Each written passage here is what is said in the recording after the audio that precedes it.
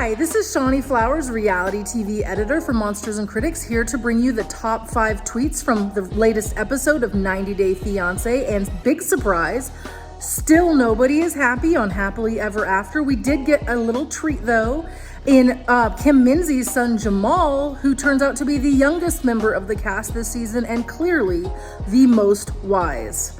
Good looking out, Jamal. We love the way that you are trying to keep your mom from getting screwed over. Tweet number 1. Besides a green card, Michael deserves an Oscar, an Emmy, a Golden Globe. The list goes on because after all he's done to deal with Angela Deem and she's still giving him a hard time, he deserves the world, man. He was even forced to give up his friends, which obviously he didn't because we saw last night that they all met up. But Angela tried to separate him from his friends, and of course she did, because they're always going to tell him the truth, which is that she's not good for him and that he can just do a lot better, and he should. Tweet number 2. Tired of Ed and Liz? Next. Tired of Yara and Jovi? Next. Tired of Andre and Libby? Next. Yes, we are tired of seeing the same couples season after season after season on 90 Day Fiance Happily Ever After. I realize that this is supposed to be the show that gives us an inside look on what happens after 90 Day Fiance and after before the 90 days. And I mean, in Jenny and Sumit's case, I guess after or during or whatever 90 Day Fiance the other way. But the fact of the matter is this is played out. Obviously, these are the couples that get the most attention because they do the most outlandish things, but this is called Happily Ever After, and I'm begging for you guys to please show someone actually happy. Tweet number 3. Now, this is actually pretty funny.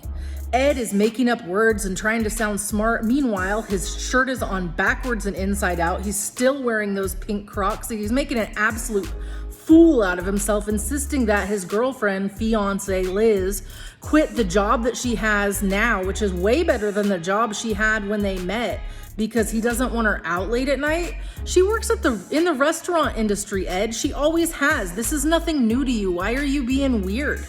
Tweet number 4. When Andre and Chuck wear matching outfits so that they can hang out and talk about Chuck's new girlfriend. Now, we call her his girlfriend, but he still never met her because she didn't show up for the double date. Now, here's the thing, guys. If you were meeting up with somebody from Libby and Andre's family for a first meeting, would you want it to be a family meeting? I probably would have ghosted him too. Tweet number 5, last but definitely not least, because this is something that needs to be said.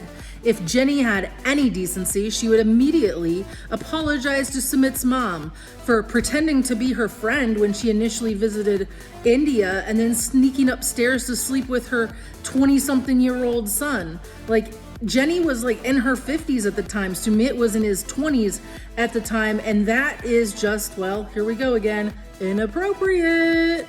If I was Sumit's mom, I would never forgive her either, to be honest. Like, they need to stop seeking the forgiveness or the acceptance of his family, because quite honestly, the way that their relationship started as a parent, it would never fly. There would be no forgiveness. Sorry, Jenny and Sumit. You know that I'm rooting for you. You know that I want your love to work, but you've got to move past this whole parents' approval thing because it's quite frankly not going to happen. That's it for our top 5 tweets for this week's episode of 90 Day Fiance Happily Ever After. I'm Shawnee Flowers, reality TV editor for Monsters and Critics.